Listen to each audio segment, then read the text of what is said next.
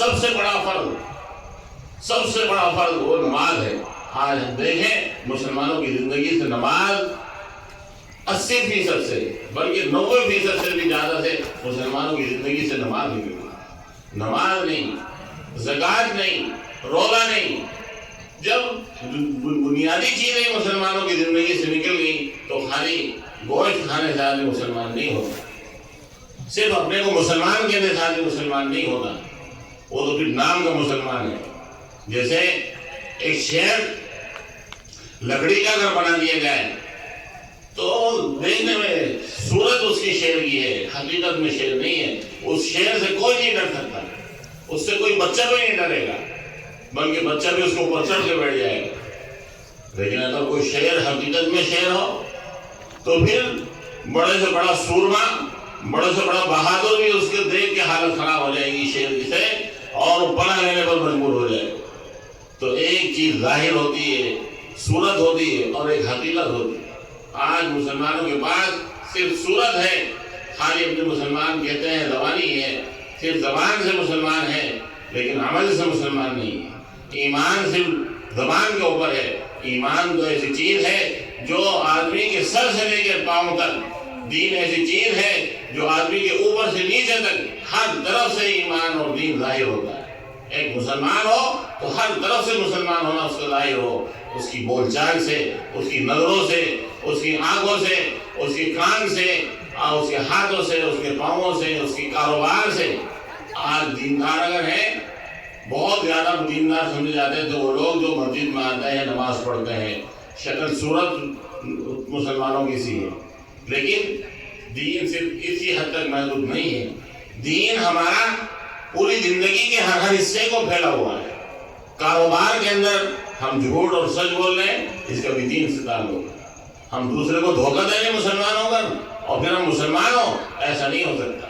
نبی کریم صلی اللہ علیہ وسلم نے ارشاد فرمایا، من غش فلیس منا، جو دھوکہ دے وہ ہم میں سے نہیں ہے۔ ایک بار نبی پاک صلی اللہ علیہ وسلم مدینہ منورہ کے اندر بازار میں تشریف لے گئے اور وہاں غلہ تھا، اوپر سے سوکھا ہوا تھا اور نیچے سے پانی اندر، اس کے بارش کا پانی لگا ہوا تھا، گیلا تھا، پانی تھا اس کے اندر۔ آپ نے فَأَدْخَلَ يَدَهُ، آپ نے اس کے اندر ہاتھ ڈال کے دیکھا تو دیکھا کہ اندر سے گیلا ہے، اوپر سے سوکھا ہے۔ آپ نے فرمایا یہ کیا ہے؟ مَا هَذَا يَا صَاحِبَ الطَّعَامِ، اے غلے والی یہ کیا ہے کہ اوپر سے تو سوکھا ہے اور نیچے سے اندر سے گیلا ہے؟ انہوں نے کہا اصابہ برل یا رسول اللہ، اللہ کے رسول بارش ہوئی تھی، سیدھے سے تر ہو گیا تھا تو میں نے جو ہے سوکھا اوپر کر دیا۔ تو ہم نے فرمایا افلا جعلتہ فوق الطعام، تو جو نیچے جو گیلا ہے اس کو تم نے اوپر کیوں نہیں دکھایا تاکہ دیکھنے والے کو پتہ چلتا ہے کہ یہ گیلا ہے، یہ دھوکہ تم دے رہے ہو۔ اور پھر فرمایا من غش فلیس منا، جو دھوکہ دے وہ ہم میں سے نہیں۔ اور آج ہم سمجھتے ہیں کہ دھوکہ دینے والا بڑا سمجھدار ہے، بہت عقل مند ہے، دوسرے کو دھوکے اور فریب سے پیسہ حاصل کر لے تو بہت ہوشیار، بہت عقل مند ہے۔ حالانکہ ہمارے دین کی تعلیم یہ ہے کہ اگر ہماری چیز کے اندر خرابی ہے، کپڑا خراب ہے تو بتاؤ کہ یہ خراب ہے، اس کی وجہ سے اس کی قیمت اتنی ہے، جو خرابی ہے اس کو بتاؤ کہ یہ خراب ہے، اس خرابی کی وجہ سے میں اس کو اتنے میں بیچ رہا ہوں۔ اور فرمایا جو آدمی اپنے سامان کے عیب کو بتا کر دے بیچے گا تو اس کے اندر برکت ہوگی۔ لیکن آج ہم لوگ برکت کے پیچھے نہیں ہیں، آج ہم لوگ کثرت کے پیچھے ہیں۔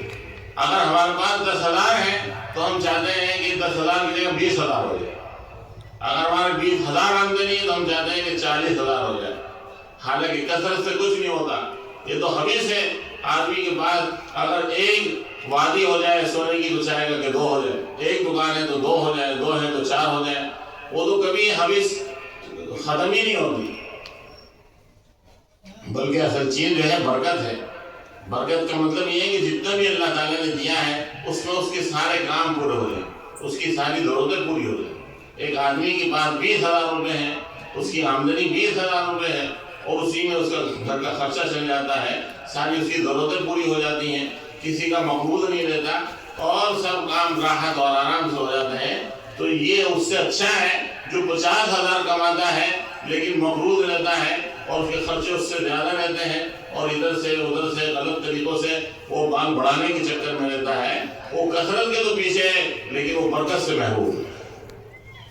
تھوڑی تھوڑی چیزوں کے اندر برکت ہوتی ہے، اور یہ ہوتی ہے جب شریعت کے مطابق چلتے ہیں، دین کے مطابق چلتے ہیں، اور قرآن کریم کے اصولوں کے اور احکام کے مطابق چلتے ہیں۔ جب دین زندگی میں ہوتا ہے تو پھر اللہ تعالیٰ برکتیں ڈالتے ہیں، اور اتنی برکتیں ڈالتے ہیں کہ ایک ایک پیالے کے اندر اللہ تعالیٰ 70 لوگوں کو سیراب کر دیتا ہے۔ بے شمار واقعات احادیث میں موجود ہیں۔